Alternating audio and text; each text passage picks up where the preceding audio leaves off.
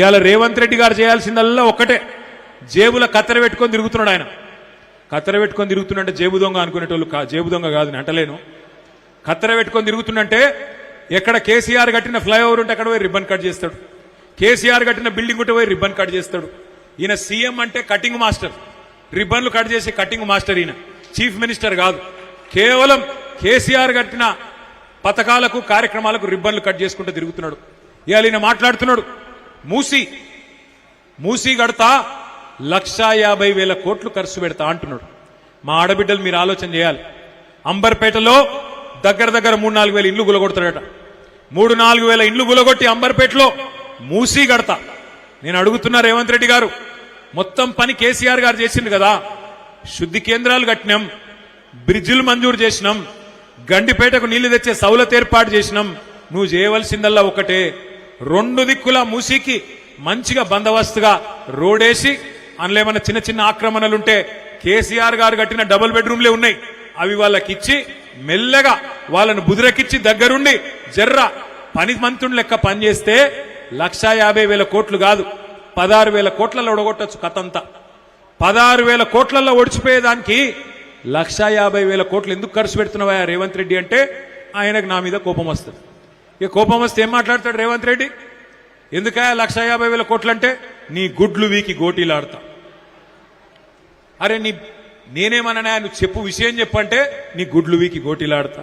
ఇంకా గట్టిగా అడిగినావు అనుకో, మరి మస్తుగా నరికినావు కదా, నెలకు 2,500 ఇస్తానో మా ఆడబిడ్డలకు, 2.5 ఏళ్ళు అయిపోయా, ఏం సంగతి రేవంత్ రెడ్డి గారు అంటే లాగుల తొండలు ఇడిచి పెడతా. ఇంకా గట్టిగా అడిగినావు అనుకో, ముసలోళ్ళకు 4,000 పెన్షన్ అంటివి, అత్తకు 4,000, కోడలకు 2,500 అంటివి, ఏమైరా బాయ్ అన్నావు అనుకో, ఏమంటాడు? పేగులు తీసి మెడలు వేసుకుంటా. ఇక ఈ మధ్యన కొత్తది ఒకటి నేర్చిండు, ఏమంటుండు? ఇంత సిగ్గులేనోడంటే, ఇంత సిగ్గులేనోడు ఎవరిని చూడలేను నేను. ముఖ్యమంత్రిని ఎన్టీ రామారావుని చూసినా, రాజశేఖర రెడ్డి గారిని చూసినా, చంద్రబాబు నాయుడు గారిని చూసినా, తర్వాత రోషయ్య తాతను చూసినా, ఆయన మన కిరణ్ కుమార్ రెడ్డిని చూసినా, మన నాయకుడు కేసీఆర్ గారిని చూసినా, ఇక ఇప్పుడు ఈ సన్నాసిని చూస్తున్నా. ఏమంటుండ ఆయనే?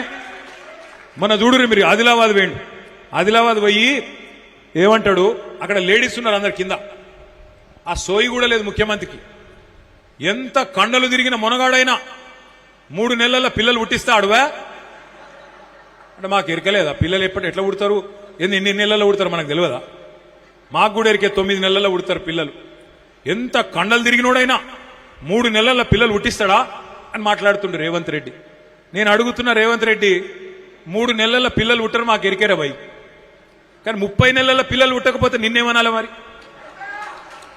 నేనేం అనలే మళ్ళా సుమా, 30 నెలల్లో పుట్టిరా లేదా మరి? నువ్వు చెప్పిన పథకాలు ఒక్కటనా పుట్టిందా? మరి ఏమనాలి నిన్ను? నేను అనలేదురా భయ్, నువ్వు లేనిపోయి విడ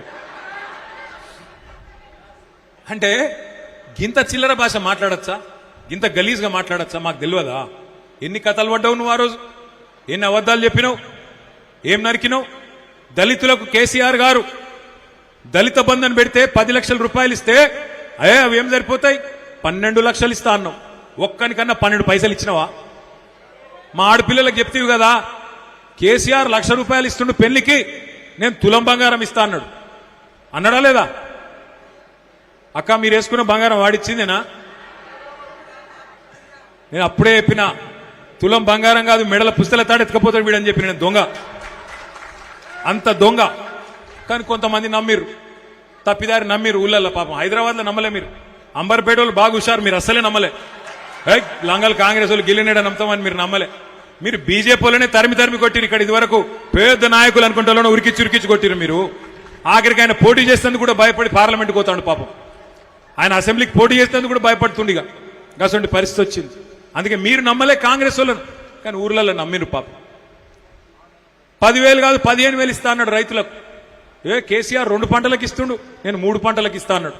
ఇలా 2 లేదు 3 లేదు 1 లేదు 4 సార్లు ఎగ్గొట్టిండు రైతు బంధు. ఎగ్గొట్టుడే కాదు, మీకు ఒక విషయం చెప్పాలి, ఎంత ఘోరం అంటే, ఇప్పుడు నిన్న కేబినెట్ సమావేశం జరిగింది, మంత్రివర్గ సమావేశం. నేను అడిగిన మన పార్టీ తరఫున, రాష్ట్రంలోని రైతుల తరఫున, రేవంత్ రెడ్డి గారు ఇప్పుడు ఏం ఎలక్షన్ లేవు, నువ్వు అనవసరంగా బేషజానికి ఓకు, గీన చెప్తుండు కదా నేనెందుకు చేయాలి అనుకోకు, రాష్ట్రంలో ధాన్యం కొంటలేరు, వడ్లు కొంటలేరు, మక్కలు కొంటలేరు, ఎక్కడికక్కడ రోడ్ల మీద ఆరవోసుకున్నారు. ఆగమాగం ఉన్నది పరిస్థితి రైతులది. ఆ ధాన్యం కుప్పల మీద కుప్పగులు చచ్చిపోతున్నారు. ఒదికి వడదెబ్బకు చస్తున్నారు, ఒదికి నువ్వు కొంటలేక నీ దెబ్బకు చస్తున్నారు. చూసుకో జరా మంత్రివర్గ సమావేశంలో మాట్లాడి ఆ పైసలేదో కేటాయించి ధాన్యం కొను అని చెప్పి నేను డిమాండ్ చేసిన. నేను అనుకున్న దబ్బన చూస్తాడేమో, చూసి ఏమన్నా రైతులకేమైనా చెప్తాడేమో అనుకున్నా. నిన్న పిడుగు లాంటి వార్త చెప్పిండు. ఏమంటుండు రేవంత్ రెడ్డి? నిన్న కేబినెట్ సమావేశంలో నిర్ణయం తీసుకున్నాడట. ఇప్పుడు మన కాడ ప్రీపెయిడ్ సెల్ ఫోన్లు ఉంటాయి, మీకు తెలుసు కదా. ప్రీపెయిడ్ ఫోన్లు తెలుసు కదా, ముందే పైసలు కట్టాలి, అది మీటర్ తిరుగుతూనే ఉంటుంది, ఆయనతో బంద్ అవుతుంది. 1000 రూపాయలు ఛార్జ్ చేసినాం అనుకో, ఆ 1000 రూపాయలు ఇవ్వగానే అది బంద్ అవుతుంది పనిచేస్తుంది. రేవంత్ రెడ్డి నిన్న కేబినెట్ లో నిర్ణయం తీసుకున్నాడు. ఇక రాష్ట్రంలో మీటర్లు, మామూలు మీటర్లు తీసేస్తారట, మొత్తం ప్రీపెయిడ్ మీటర్లు పెడతారట. ఇక అంటే మీ ఇంట్లల్లో స్మార్ట్ మీటర్లు పెడతారు. ఇక బిల్లు కట్టకపోతే అప్నే ఆప్ బంద్ హోయాతా. ఒక మీకే కాదు, హైదరాబాద్నే కాదు, మొత్తం రాష్ట్రంలో రైతులందరికీ మొదలు ట్రాన్స్ఫార్మర్ల కాడ మీటర్లు పెడతారట.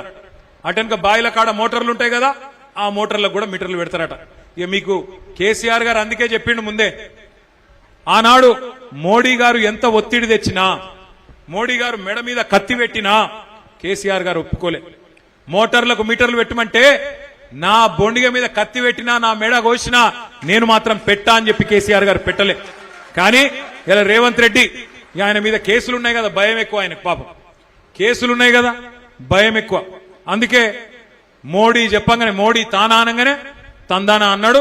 నిన్న కేబినెట్ లా నిర్ణయం తీసుకున్నాడు, మోటార్లకు మీటర్లు పెడతాడట.